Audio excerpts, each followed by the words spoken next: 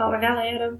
Então, no vídeo de hoje a gente vai falar um pouquinho aí sobre o Império Romano, tá? Pensando aí as suas principais características, tanto do ponto de vista político quanto econômico e social. Bom, o Império Romano ele é dividido em duas fases básicas. O Alto Império, que a gente tem aí um período de apogeu do mesmo, e o Baixo Império, que é onde a gente tem o processo de crise aí do Império, divisão e posterior queda do Império Romano do Ocidente. O Alto Império vai do século I a.C., com a chegada de Otávio ao poder em 27 a.C., até o século III, porque a partir do século III a V a gente tem o Baixo Império. Dentro da questão do poder imperial, uma das principais características é a composição militarista desse império e da própria sociedade como um todo. Porque a própria hierarquia militar ela vai passar a corresponder à hierarquia social. Tá? E, inclusive, os imperadores vão ser generais romanos. Tá? E o imperador, na verdade, vai acabar se tornando o centro do poder romano. Então, mesmo que ainda mantenha alguma aparência de república, né, mantendo eleições para magistrados, as reuniões sobre assembleias, você vai ter um controle aí sobre a administração do Senado. Então, todas as instituições do período republicano, na verdade, vão estar subordinadas ao interesse dos imperadores, ok? E aí a gente tem aí, então, o exército se estabelece como a principal instituição do Império Romano, tá? E é, inclusive, a personificação do poder desse imperador. Então, nessa sociedade, a gente vai encontrar aí uma divisão social e hierárquica em que tem o imperador, que é o chefe supremo desse exército, os generais, os soldados e os civis, que são sujeitos aí que não são parte do exército, ok? E essa divisão social e hierárquica, ela muda bastante aí se comparado com a República. Se antes a gente tinha uma diferença aí bem estabelecida entre patrícios, plebeus e escravos, nesse momento a gente vai ter uma dissolução disso na medida em que a gente vai ter um poder senatorial, que é um poder ligado aí à questão do próprio exército, ok? Os equestres, que vão ser os comerciantes, e nós vamos ter aí numa camada subalternos inferiores, que vão incluir tanto os homens livres quanto os escravos. E essa é uma diferença importante dentro do Império. Porque se na República a gente tinha uma diferenciação clara entre homens livres e escravos, no Império Romano essa diferença ela não é tão marcante assim. Ok, moçada? Bom, outro ponto importante que a gente já havia conversado anteriormente é a questão dos símbolos do Império Romano, aí comparados aí, pensados como o próprio embrião de uma estrutura totalitária. Então, a águia imperial, né, a saudação ao imperador, a própria consolidação da vontade do imperador cuba a vontade do Estado, tá? A militarização da sociedade, são lidas por alguns autores aí como o embrião de um sistema totalitário, que é o que vai ser aplicado no século XX aí, em regimes como o fascismo e o nazismo, ok? Outro aspecto importante do Império Romano é a sua própria expansão territorial. E dentro dessa expansão territorial, você tem aí algumas consequências importantes para a economia. Na medida em que você tem mais escravos, mais territórios, você tem um aumento da quantidade de colônias, você tem um aumento da oferta de produtos comercializáveis, e na medida em que você tem uma oferta muito grande aí de produtos, de mercadorias, você tem uma diminuição no preço delas, tá? Lembre-se daquela regra de lei de oferta e procura. E à medida que você tem a diminuição do preço das mercadorias, você tem uma redução do processo inflacionário, então você aumenta o poder de compra do cidadão romano, tá? E aí você tem um aumento do comércio, que é uma característica importante aí do processo de apogeu desse próprio império e que só vai ser revertida justamente no processo de crise, onde todos esses elementos aqui que eu apontei vão se reverter, ok? Outra questão interessante é a política de pão e circo, e que vem de fruto desse processo aí de conquistas e expansão do escravismo. Na medida em que você tem uma massa de escravos, você tem menos empregos disponíveis para a plebe. Então você acaba tendo uma massa de desempregados imensa e um empobrecimento em geral da população livre, na medida em que eles não têm empregos ou subempregos, já que essas funções estão sendo desempenhadas pelos escravos. Então, logo lá no final do Império, da República Romana, Júlio César ele implementa a política de pão e circo, que na verdade é uma tentativa de conter as próprias ameaças de revoltas plebeias que tanto marcaram o período republicano. E o que consiste na prática política de pão e circo? Você tem aí uma distribuição gratuita de trigo, né, que é a base da alimentação aí do romano, e também a promoção de inúmeras festividades, competições, tá? E aí você tem, inclusive, uma população livre muito ligada ao ócio, né? Você tinha, por exemplo, períodos no Império em que você tinha, no ano, 159 feriados, tá? Marcados aí por essas festividades, ok?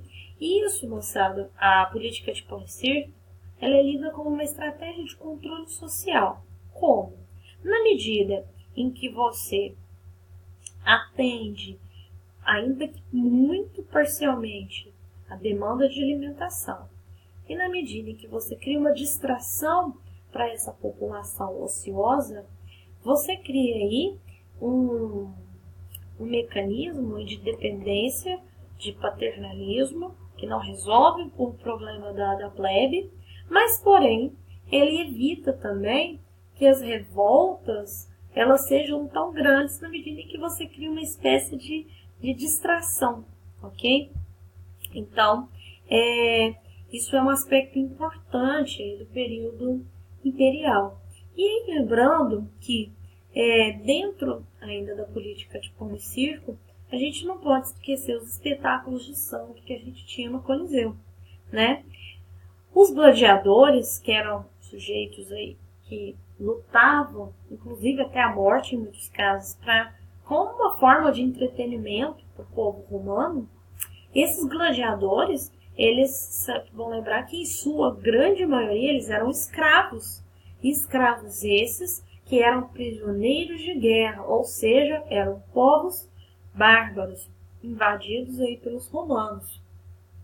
Então, você também há uma leitura de que é uma forma ideológica de você comprovar a superioridade do povo romano sobre esses povos bárbaros. Ok? Um outro aspecto importante aí, moçada, é a expansão, a criação e expansão do cristianismo. Tá? Você tem aí as pregações de Cristo a partir do ano 30, depois do seu nascimento. O cristianismo ele é visto como uma ideologia de subversão da ordem imperial.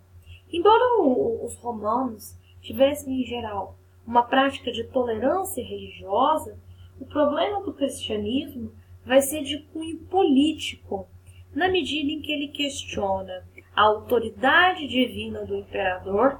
Lembrem-se, o cristianismo é uma religião monoteísta, tá? Então Deus único e soberano. E o imperador, aí, nesse caso, então não pode ser um Deus vivo, porque Deus habitava no reino dos céus. Tá? Então esse questionamento da ordem imperial vai ser visto como uma afronta aí pelos imperadores romanos e que vai tornar os cristãos alvo de profunda perseguição durante séculos, né? Outros aspectos importantes, porque você tem uma diferença fundamental aí dentro da própria noção de religiosidade entre os cristãos e os pagãos romanos, tá? Na medida em que o politeísmo romano era extremamente materialista. Então, se você fosse rico, pobre, né, na vida terrena, significaria que assim que você morresse, o que te aguardaria na dita vida eterna seria a mesma situação. Então, a própria leitura de riqueza, sucesso material na vida terrena é garantia de sucesso e de prosperidade após a sua morte. E o cristianismo ele subverte essa leitura a partir do ponto em que você tem uma religião espiritualista. Então, o sofrimento na Terra, você não teria uma continuidade desse sofrimento após a morte, porque o sofrimento aqui, ele garantia uma ascensão ao reino dos céus. Então, esse é um ponto também importante, na medida em que você pega aí, inclusive, uma influência da filosofia platônica, uma influência da filosofia de Plotino, que é já dentro do próprio contexto romano, em que você tem a perfeição habitando no mundo das ideias, e você tem a ideia de um mundo de luz perfeito, e à medida que o mundo terreno seria um mundo de trevas, tá? Então, são aspectos muito importantes aí, tá? Você tem, então, uma crítica também do cristianismo a valores sociais muito positivos em Roma, tá? A gula, a luxúria, tá? Se você lembrar dos bacanais, que eram as festividades dedicadas a Baco, em que você tinha verdadeiras orgias, e que mesmo depois da sua proibição no século II a.C., você ainda tinha a realização dessas festividades extremamente valorizadas pelo povo romano. A questão da ira, né? Pensando a valorização das glórias militares, da atitude guerreira, e, por que não, do próprio ócio e preguiça, já que era uma sociedade escravista, então a maioria da população livre, inclusive, não tinha emprego. E esses valores que eram positivos dentro de uma sociedade romana, eles são pecados na cultura cristã, tá? Você vai ter aí, inclusive, uma expansão do cristianismo, principalmente entre as classes menos favorecidas. No caso, a plebe, os escravos e, posteriormente, os próprios soldados do exército, tá? A perseguição aos cristãos é extremamente brutal, com morte ao Coliseu, sendo jogados aos leões ou a própria crucificação. E aí, um outro ponto importante, porque para os cristãos, a morte não era vista com um peso extremamente negativo, já que a morte para os cristãos garantiria a salvação aí no reino dos céus, ok? Bom, finalizando aí já o período do Alto Império, você tem aí a Pax Romana. O que significa a Pax Romana? Você tem uma diminuição da expansão territorial, do ritmo de expansão territorial. Por quê? Você tem a questão da expansão territorial é interessante, porque quem bancava a expansão territorial eram os generais. Então eles tinham, lógico, a submissão à vontade do imperador, mas quem custeava eram os generais, porque lembre-se, guerra é investimento, tá?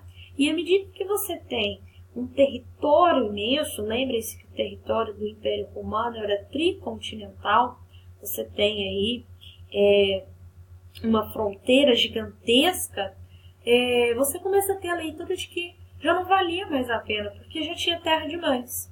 Então você vai ter um período aí, logo após Otávio mesmo, Augusto, você vai ter um período de relativa paz, né? Então você vai ter uma diminuição dos processos de guerra, na medida em que você tinha a hegemonia romana garantida aí nesse período. Aí o mapinha, como vocês podem ver, é a própria expansão aí do Império, que toma quase toda a Europa, o Oriente Médio e o norte da África. No próximo vídeo, moçada, a gente vai falar um pouquinho sobre o Baixo Império e sobre o processo de crise, tá ok? Até mais!